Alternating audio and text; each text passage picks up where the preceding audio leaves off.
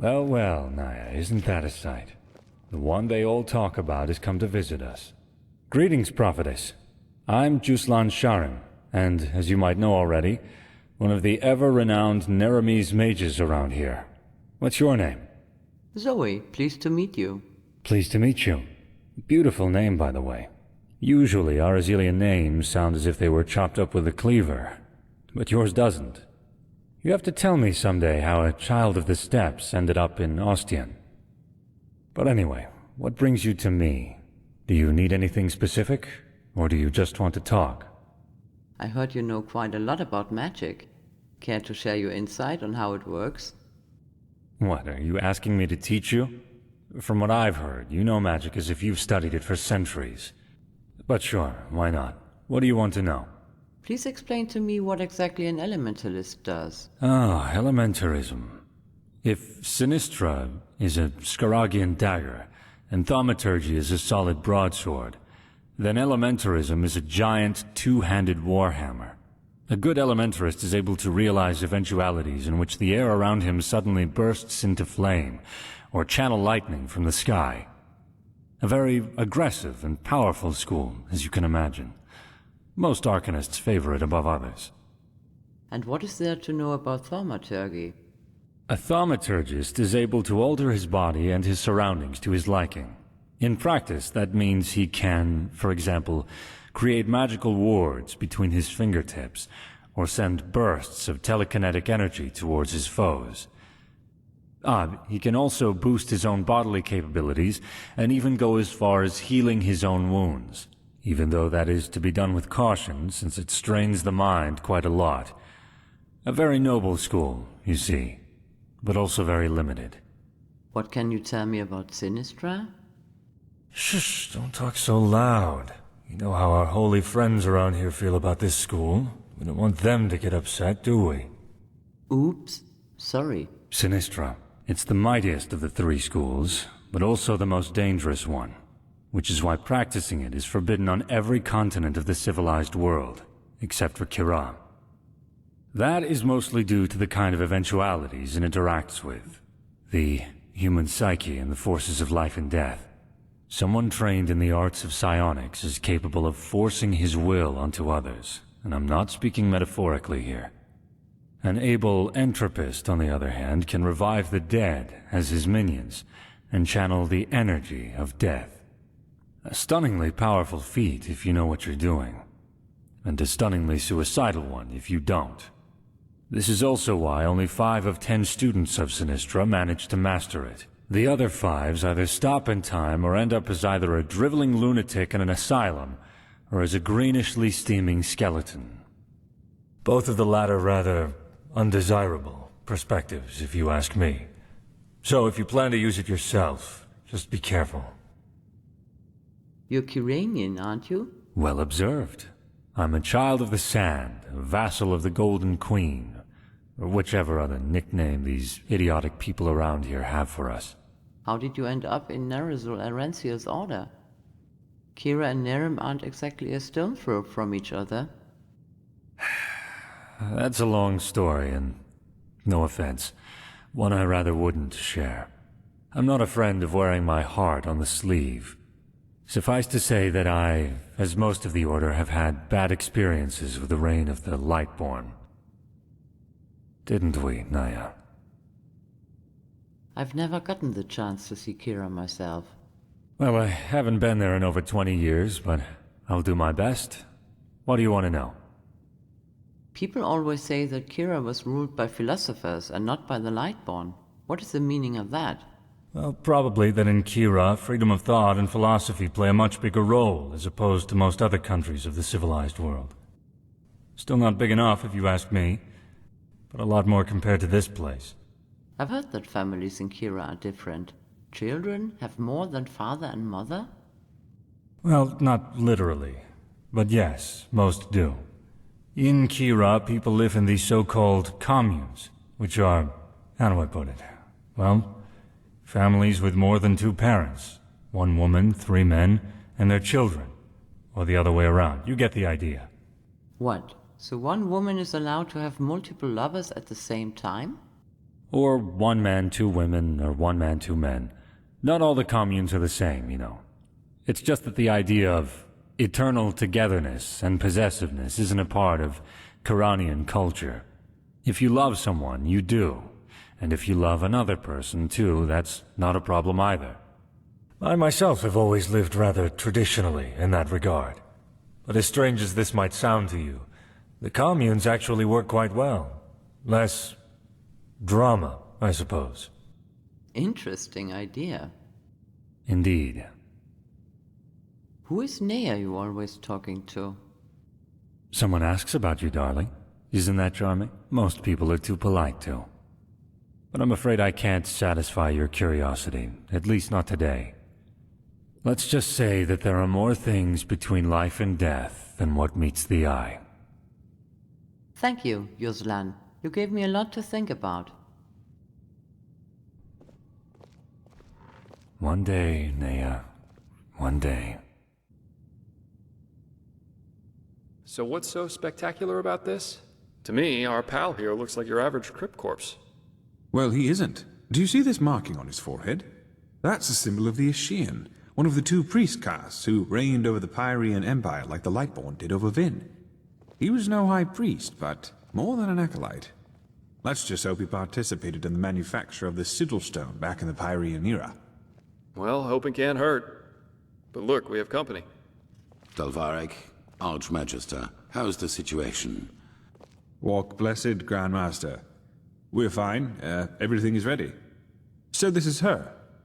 Yes, this is the prophetess. Interesting. Truly interesting. I imagined you to be different. I'm Lexiel Marigil, Archmagister of the Holy Order. Pleased to make your acquaintance. So, where do we start? Has the Grandmaster already informed you of the goal of this mission? We're supposed to somehow get a memory from this dead Parian, because he knows the missing words for the ritual. Correct. Now you're wondering how will this be possible? This is where the word of the dead comes into play. An old relic we'll need to find. The word of the dead? I thought that was a legend. No, it exists. And we also know where. Just so you understand, the word of the dead is an artifact that allows entering a deceased person's mind to relive his last memories as if they were your own. And you want to do just that with our frozen pal here. This is the grand plan, right? Right. You'll need to locate the word of the dead, teleport the Pyrean's body to you, and then enter his thoughts. And there you'll have to look for the words of the ritual. Sorry, but how am I supposed to find my way around in his memories? I don't speak Parian. That's right, but the priest himself did. And according to the legend, this should allow you to understand. Assuming I somehow get into these memories, what exactly do I need to look for? Well, we only lack the last words of this ritual. What you have to look for is an ornamental scroll, which looks just like the one on the drawing I'll give you in a moment. All you have to do is remember the glyphs in the scroll, then write them down once you're back in the waking world. Why does this ritual need words? The magic I know of is rather silent. True, but we're talking about a different form of magic. It works similarly to the forbidden school of entropy. Alright then, so where can we find this word of the dead? Well, this is... There's an old manor in Enderal's west that belongs to an old collector of artifacts. We received a tip that the word of the dead is in his possession. Hang on. Are you talking about this odd fellow with the puppets? The aged man from the folk song? I am. So we'll have to travel to his manor and somehow take the artifact from him. You won't take it. It will be enough to find it, use it on the Pyrean, and then leave. You will travel to the manor with Dalvarek, wait for nightfall, and then introduce yourself to the aged man as a fellow collector of artifacts. Then you will offer him this brooch, and if all goes well, he will offer you a quarter for the night to negotiate in the morning. Then it's all a matter of timing. Sneak out of your room, look for the word of the dead, and teleport the Pyrean to you. Why all the secrecy? Can't the Order just force the aged man to give up the artifact? A good question, but no. The aged man is special, so to speak. Even the Lightborn ordered us to let him live in peace. The Black Guardian knows why. So, if we have to trick him, we will at least do it inconspicuously, which is why you and the mercenary are well suited for the task. No one will connect your faces to the Holy Order. And what do we do if something goes wrong? Then you'll flee. There must be no violence, no matter what happens. How exactly am I supposed to use this word of the dead on the Parian? Archmagister? Yes, well, that is a good point. We don't know, because we don't even know what the artifact looks like. But how goes the saying? The proof of the eating is in the pudding. We'll manage somehow. And even if we don't, it definitely sounds like an adventure. It's a great responsibility, be aware of that. But I have faith in both of you. Now get going as soon as you can. This mission will be fruitful. I can feel it. Phew. And there they go. So, shall we go? Yep, just meet me at the Myrids Tower at the Western Cliff. I'll go grab my stuff now. Yeah, me too.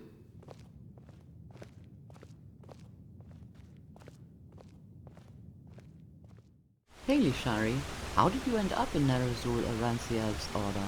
Now look at that. Someone who's actually interested in us as people, rather than in our knowledge about the Pyreans. But it's your lucky day. I really wouldn't mind a good talk right now. Hold on a second. Arizalian Brandy. Vintage 8214. What do you say? A glass and a good talk? There are a couple of things I wanted to ask you anyway. When I hear you say that, I don't regret for a second that I never came back to Ostian. Even though I've thought about it from time to time. You're from Ostian? You look more like a Scarab to me. Wow! Finally, someone who says it up front. Yeah, I've got some Scarab blood in me, though comparably little in regards to how much it shows. My grandfather, he used to serve in the South Realms Marines. And one day they captured a ship of Scarab raiders, some of them women. Stories say he fell in love with one of them, and yeah, you can connect the dots. But to answer your original question, yes, I'm from Ostian. Though we fled the city around 10 years ago. The right choice, as I probably don't need to tell you.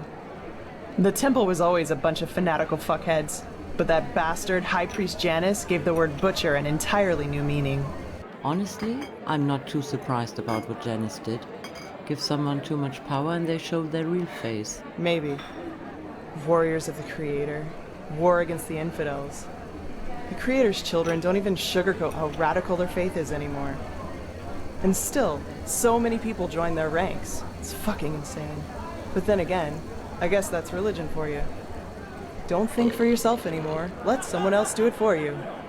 At least it was for my brother. You have a brother? I had. He was about 15 years older than me, and was always a troubled child. Rakul. That was his name. You know, my family was very wealthy before we fled. Drapers for generations. The best in Ostian. I suppose that's why my father expected so much from Rakul, since I, as a woman, wouldn't have been allowed to take over the business when my father would have retired. But Rakul, he just wasn't made out for it, you know? He was shy and introverted, and never had a hand for money. I can't remember how often Father told him that he was a disgrace to the family. And then he found his faith and joined the Creator's children. You can call it that, yes. Looking back, I think the temple only gave him what Father wouldn't. A perspective. The feeling of being needed. He spent almost all of his time in the temple after his conversion, and knew the entire Rania, their holy scripture, by heart. Well, in one day, he announced that simply attending the masses wasn't enough anymore. He would join the temple's warriors. Neglected young men without perspective in their lives. The number one choice of any hate monger. Damn right. That's what these bastards do. They exploit the vulnerability of people like him and indoctrinate them with their fucking bullshit. And once that's done, They send them to fight for their holy causes. In other words, their own interests, like pawns on a chessboard. And if they die, then they call it a fucking honor. I'm sorry, my dame. Your youngest son just died. But don't worry, he's in a better place now, eating grapes and drinking honey. What solace, isn't it? Now, do you have any other neglected children for us? We're running short on material. Damn it, I hate those bastards. I just hate them so much. And I suppose that's what happened to your brother, right? He died fighting for the Creator? He was slaughtered, hacked into pieces by Chancellor Baratheon's cavalry. That was before the peace treaty. I'd be surprised if they taught him what end of a lance to stab with before they sent him into the field. But, well, I guess that answers the question you asked me up in the temple, doesn't it? I was sick of seeing people using religion for their own ends. Creator, Lightborn, the Great Spirit. Same shit, different name. And you know what? No matter how much chaos the death of the gods caused, I don't regret being a part of it, not in the least. It was the right thing to do. Quite the story. Anyway, I'd say we call it quits for now, okay? It was good talking to you, but I'm dying for a nap. Take care, Sherry, and thanks for your openness. Take care.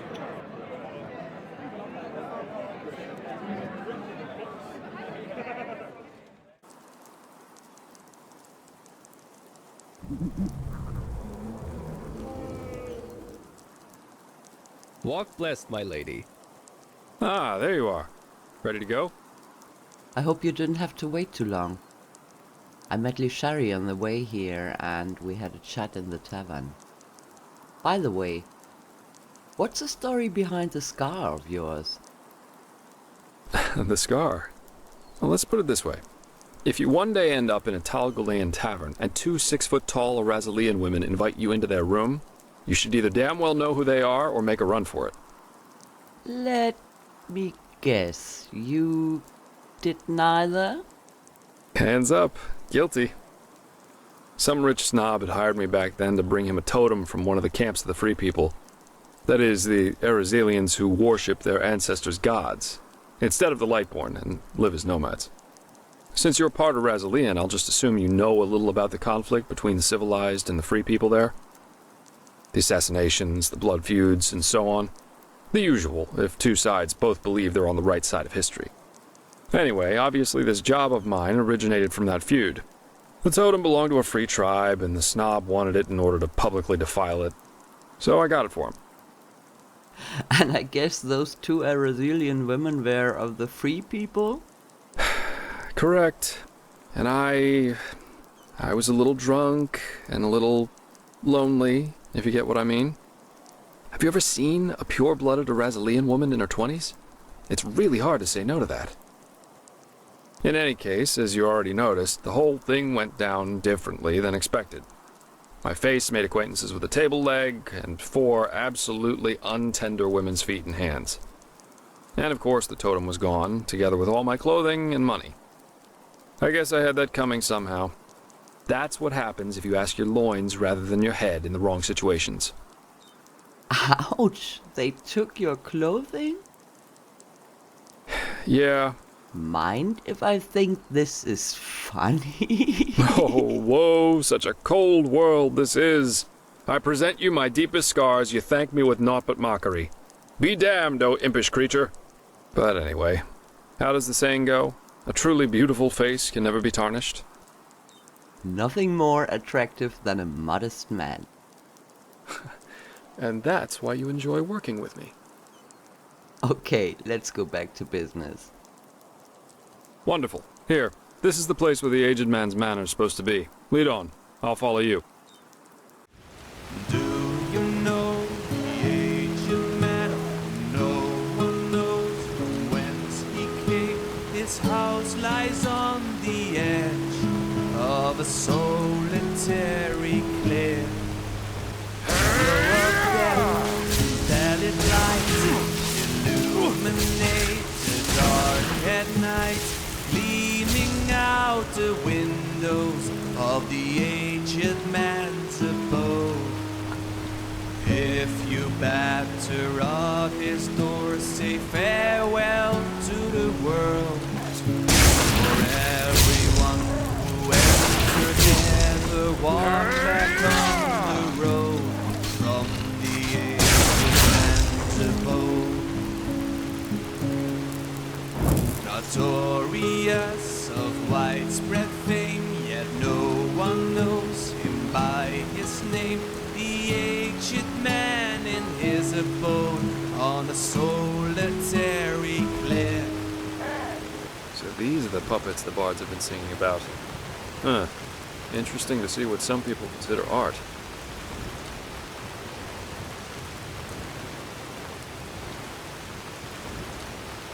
So this is where he lives. Huh. This aged man definitely knows how to make himself comfortable. I guess now it's time to wait for nightfall. We wouldn't want this guy to take the artifact, pay for it, and have us leave right away.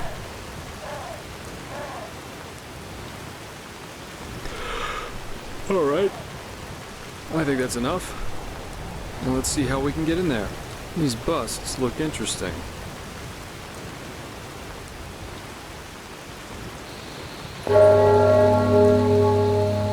Yes? What do you want? Walk bless, sir. Are you the... I'm the servant, so no, I'm not. And if you're looking for charity, you've come to the wrong place. We aren't beggars, we're merchants. And we were told that your master is some kind of collector. We think that we have something that might interest him. Do you now? So what could two traveling merchants dressed in rags have that might be of interest to my master? This. This is the silver brooch of a seraph. Where did you get this? That's unimportant. What matters is that I intend to sell it. Uh-huh. Well then, this changes the situation. You may enter. Plus, forgive my harshness. I misjudged you. Ghostly voices speak of veins, the blood is freezing in your veins. Silent cries and wailing Unfortunately, howls are fading Master Gages is in currently the playing night. music, and will be at least until dawn. You can make yourself comfortable in the guest room. He will see to you in the morning. For everyone who entered never walked back on the road from the aged man. Okay, that sounds good. Today we wouldn't have made it back to Ark anyway. Just try to get a Myriad Warden to fly in this weather. So, nice house you've got here. So it's just you and your master who live here, right? People talk about him a lot. But just save the small talk. You're here for business.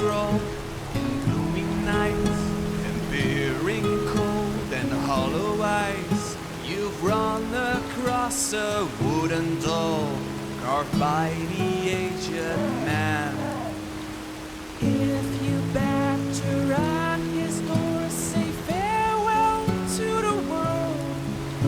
For everyone who entered never walked back on the road from the aged man's abode. Good. Now follow me upstairs. I'll show you to your quarters. As I said already, Master Gages will play through the night. My apologies if his music keeps you awake. But if you want a piece of advice, listen. You won't hear anything comparable in all of Vin. Well then we'll do just that. So I take it your master's an artist, right? I saw the puppets. They're interesting. Interesting. Yes, that they are. Master Gages always says art is unique because it allows us to see what our mind doesn't want us to see. What's that supposed to mean? Well, we all have demons inside of us, don't you agree, Miser Dalvaric? Memories, truths about ourselves we've locked away somewhere in our unconscious because we don't want to confront them. True art surpasses all these barriers because it reminds us of who we truly are. Interesting thought. All right, here we are. Make yourselves at home. I will inform you once the Master is ready to see you. By the way, call it intuition or premonition, but I somehow had the feeling we would have company tonight, and took the liberty of preparing a small meal. I'm afraid the meat is a little charred, but it should taste good. Now, please excuse me. I have to rest. It is late, and the day has been exhausting. Of course. Sleep well. And thanks for your hospitality. You're welcome. Thank you. And there he goes. Call me paranoid, but this all went a little too smooth for my liking. You're right. There was something off about that guy. He's a bit creepy. Yeah. For example, the fact that he was already standing near the gate when you rang, and that he lives with a man who's older than the Black Guardian, at least according to the legends. But, well, to each his own. So what do we do now? Wait?